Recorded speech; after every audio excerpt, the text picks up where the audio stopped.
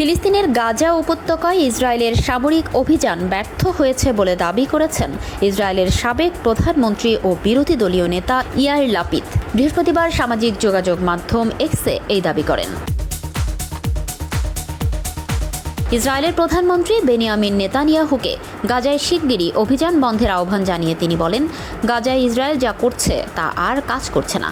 এই যুদ্ধ একটি অচলাবস্থা তৈরি করেছে এবং এখন সময় এসেছে গাজায় সামরিক অভিযান থামানোর।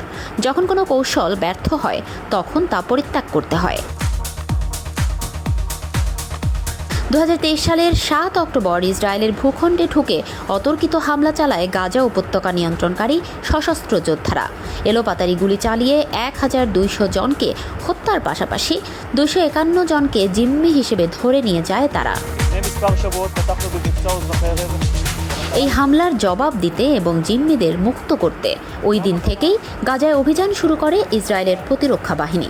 সেই অভিযানে এখন পর্যন্ত নিহত হয়েছেন 56,365 জন এবং আহত হয়েছেন 1,32,239 জন। টানা 15 মাসেরও বেশি সময় ধরে টানা অভিযান চালানোর পর যুক্তরাষ্ট্র ও মধ্যস্থতাকারী অন্যান্য দেশগুলোর চাপে বাধ্য হয়ে গত 19 জানুয়ারি গাজায় যুদ্ধবিরতি ঘোষণা করে ইসরায়েল। কিন্তু বিরতির 2 মাস শেষ হওয়ার আগেই গত 18 মার্চ থেকে ফের গাজায় অভিযান শুরু করে আইডিএফ। সেই সঙ্গে গাজায় খাবার ও অন্যান্য ত্রাণ সামগ্রী প্রবেশেও বাধা দেওয়া হচ্ছে। ফলে ভয়াবহ মানবিক বিপর্যয় শুরু হয়েছে গাজায়। যে 251 জন জিম্মিকে হামাসের যোদ্ধারা ধরে নিয়ে গিয়েছিল তাদের মধ্যে অন্তত 35 জন এখনও জীবিত আছেন বলে ধারণা করা হচ্ছে।